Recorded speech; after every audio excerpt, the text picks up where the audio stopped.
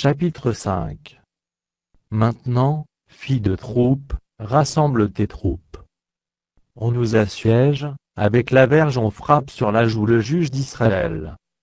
Et toi, Bethléem Ephrata, petite entre les milliers de Juda, de toi sortira pour moi celui qui dominera sur Israël, et dont l'origine remonte au temps ancien, au jour de l'éternité.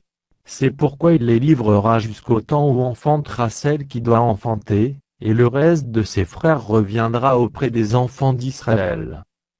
Il se présentera, et il gouvernera avec la force de l'Éternel, avec la majesté du nom de l'Éternel, son Dieu, et ils auront une demeure assurée, car il sera glorifié jusqu'aux extrémités de la terre.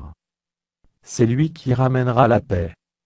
Lorsque l'Assyrien viendra dans notre pays, et qu'il pénétrera dans nos palais, nous ferons lever contre lui 7 pasteurs et 8 princes du peuple.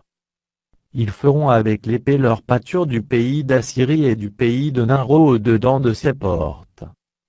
Il nous délivrera ainsi de l'Assyrien, lorsqu'il viendra dans notre pays, et qu'il pénétrera sur notre territoire. Le reste de Jacob sera au milieu des peuples nombreux, comme une rosée qui vient de l'Éternel, comme des gouttes d'eau sur l'herbe. Elle ne compte pas sur l'homme, elle ne dépend pas des enfants des hommes.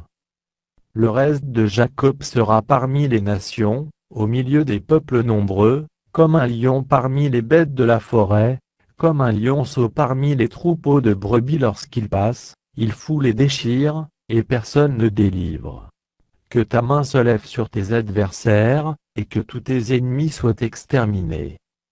En ce jour-là, dit l'Éternel, j'exterminerai du milieu de toi tes chevaux, et je détruirai tes chars. J'exterminerai les villes de ton pays, et je renverserai toutes tes forteresses. J'exterminerai de ta main les enchantements, et tu n'auras plus de magiciens.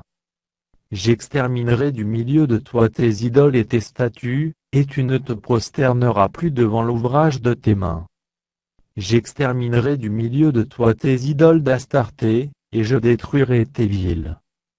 J'exercerai ma vengeance avec colère, avec fureur, sur les nations qui n'ont pas écouté.